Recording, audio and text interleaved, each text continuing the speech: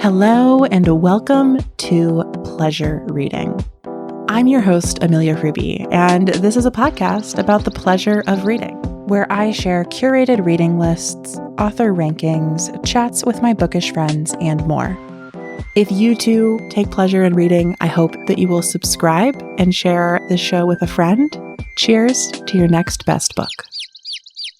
Hello, and welcome to Pleasure Reading, a podcast where we talk about the many pleasures of reading books, and I share curated book lists, fave recommended reads, tiny book chats, and more. If we haven't met yet, I'm your host, Amelia Ruby. I am the founder of Softer Sounds Podcast Studio, and here on this show, I am your fellow bookworm in this beautiful garden of reads that we're exploring together. And today's episode is a very special one to me because I am sharing 7 memoirs and self-help books by people I adore. And these are all people that I actually know. I have a friendship with, or who might be my clients at the podcast studio, or who have been a guest on one of my podcasts. They are people that I have had the pleasure of being in ongoing conversation with, and I'm just so thrilled to bring you their books today. So with that glowing recommendation shared, let's go ahead and dive into this list of 7 memoirs and self-help books by people I adore. We'll begin with the memoirs. So the first memoir I want to recommend is called Joy Enough by Sarah McCall.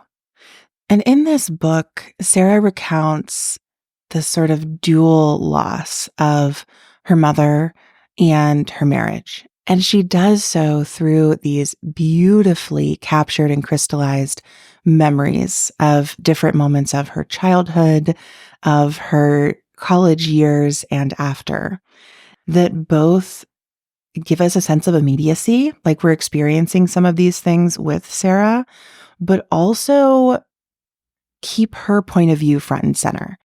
I read this on a plane and shed a few quiet tears as we were taking off and landing. And it was just like a really beautiful journey to go on with her as I was going on a literal journey from one place to another. So my first recommendation is Joy Enough, a memoir by Sarah McCall. My second memoir recommendation is Sitting Pretty, The View from My Ordinary, Resilient, Disabled Body by Rebecca Taussig. So Rebecca is one of my clients at Softer Sounds, and both her and her co-host on their podcast, Scratch That, have books on this list, which is such a joy. Rebecca's memoir is actually an essay collection that walks through different topics, themes, stories from her journey as a wheelchair user and disability advocate. There are 8 essays in the book, and I think that what Rebecca does so well is share her personal story while also teaching people about the realities of ableism and the things that people with different abilities and disabilities face, just while trying to move through our ableist world. I particularly enjoyed the chapter on the feminist pool party because I think that it was a really personal and political exploration of the ways that many feminist spaces or movements do not consider ability and disability on their axes of oppression. And they can become so focused on gender and a specific idea of women's experience, quote unquote, in a way that becomes very exclusionary and, in my opinion, defeats the purpose of doing feminist work in the first place. So I think that this book offers so much to so many different readers, and it's written beautifully. I think that the prose is very accessible. Rebecca's voice is both really poignant and also sometimes just funny and lighthearted, and I really appreciated the range of emotions that came through. And so I highly recommend Sitting Pretty by Rebecca Taussig.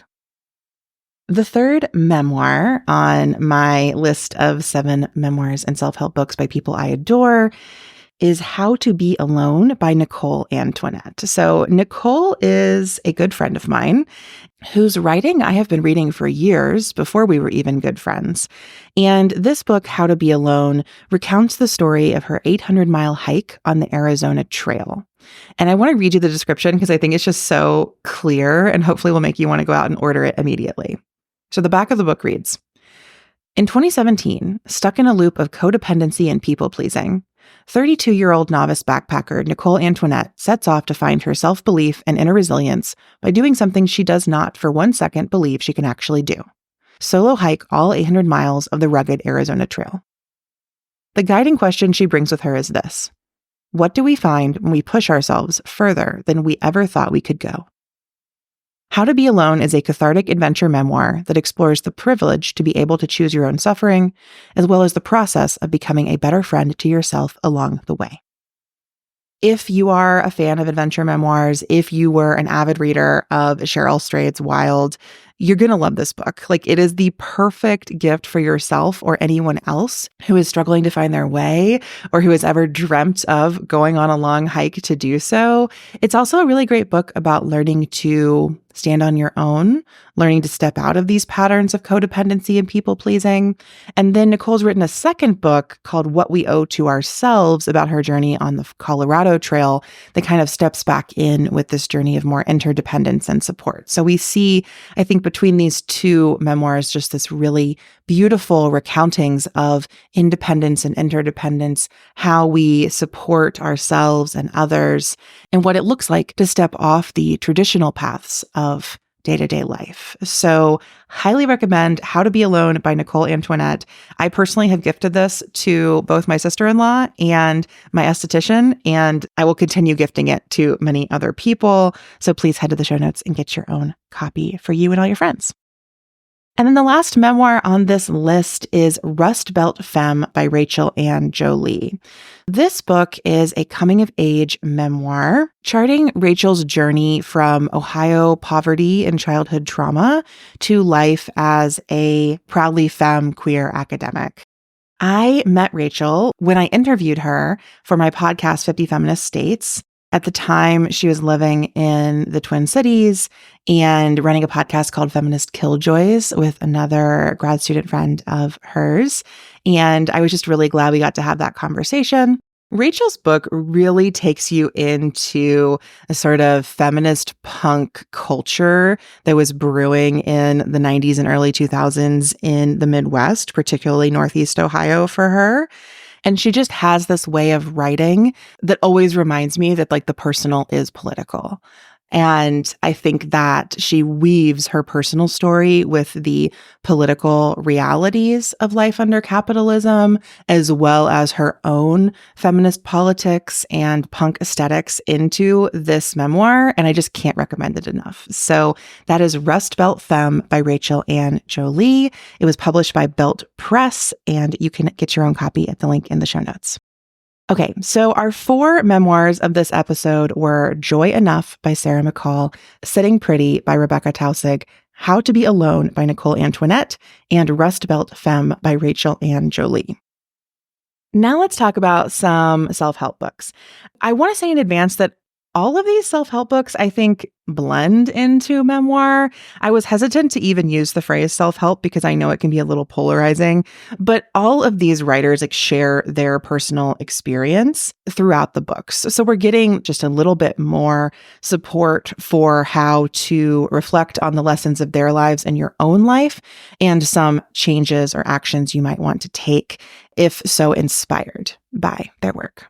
So the first book that I want to include here is You Belong, A Call for Connection by Sebene Selassie.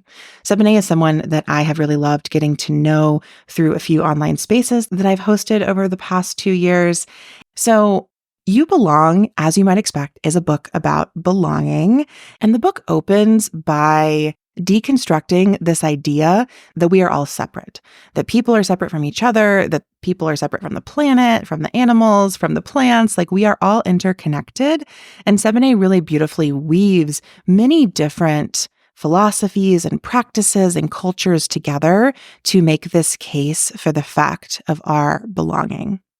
This book also very adeptly critiques white supremacy and capitalism and the ways that these systems of oppression make many of us feel that we do not belong or cannot belong. And I think that anytime that I'm reading a more spiritual book, perhaps, I'm always looking for those lenses of structures of oppression. I'm always wanting to see that this writer is not spiritual bypassing, that they're grappling with both the realities in the material world that we live in and its systems of power, as well as the fact that we are so much more and our lives are so much more than those systems would have us believe. So, You Belong by Sebene Selassie is a wonderful book if you or anyone you know is struggling with feeling like you belong or wants to find your way to a deeper sense of belonging. The first 2 chapters do that more deconstructive and critical work. And then there are 5 chapters that walk through a process for coming back and into yourself that takes the steps of ground yourself, know yourself, love yourself, connect yourself, and be yourself. And the book ends with tips for meditating at home and some journal prompts and meditations for practice. So it is both a reflection of Sebene's life and journey, as well as a text that can help you take new and different steps in your own life. And I cannot recommend this book enough. You Belong, A Call for Connection by Sebene Selassie. Next up, we have Feel Something, Make Something by Caitlin Metz. Caitlin is the co-host of Scratch That podcast with Rebecca Taussig, who I shouted out earlier for her memoir essay collection, Setting Pretty. And Feel Something, Make Something is a guide to collaborating with your emotions. So this book is so beautiful because Caitlin is an illustrator and illustrated the entire book. So it's really put together with this beautiful, like handwritten style that so deeply supports the content of the book. I find that this book is just an amazing gift, and I highly recommend getting many, many copies and giving them to folks for the holiday season. The book is separated into 3 sections. There's an introduction where Caitlin talks about what art making has meant to them over the years. There is a part on feelings where they share practices for getting in touch with your feelings, and then a part on making where they go through many different functions of art making and practices for experimenting with it on your own. And then the final part of the book, which is printed on these beautiful peach-colored pages, really goes into the exact how-tos and tutorials of making things. So there is a whole section on how to make small books. There's a section on how to do contour line drawings, on self-portraiture, on how to play more. And then in the back of the book, there's a tiny little zine that's kind of printed inside of the book, which I've never seen before, but it walks you through how to channel your feelings into your art. So this book is, again, it's so wonderful. Can I say that enough times? It's a wonderful book and it's a really beautiful gift. So that is Feel Something, Make Something by Caitlin Metz.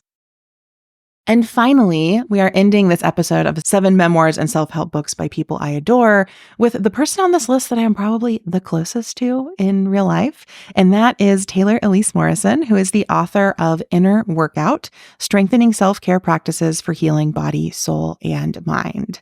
So Taylor is a dear friend and business partner of mine. And Inner Workout is both the name of her book and of her business. She also has an app called the Inner Workout app now that I highly recommend downloading to support your own self-care practices. But this book is another one that's just like a beautiful object. And in the book, Taylor talks through her framework for the 5 key dimensions of well-being, which are physical, energetic, mental and emotional, wisdom, and bliss. So there's an assessment that you can take to determine which dimension you might want to focus on right now, or which might have the highest priority. And then throughout the book, there are just so many practices and reflections and invitations for ways to support each dimension. It's really interactive. It's really comprehensive. And again, it's really beautiful. So Inner Workout by Taylor Elise Morrison is the final recommendation of this list. And I really hope you'll get a copy for yourself and for a friend. And that's it, friends. So we have now gone through 7 memoirs and self-help books by people that I adore. Those books, just to recap, were Joy Enough by Sarah McCall, Sitting Pretty by Rebecca Tausig, How to Be Alone by Nicole Antoinette, Rust Belt Femme by Rachel Ann Jolie, You Belong by Sebene Selassie, Feel Something, Make Something by Caitlin Metz, and Inner Workout by Taylor Elise Morrison.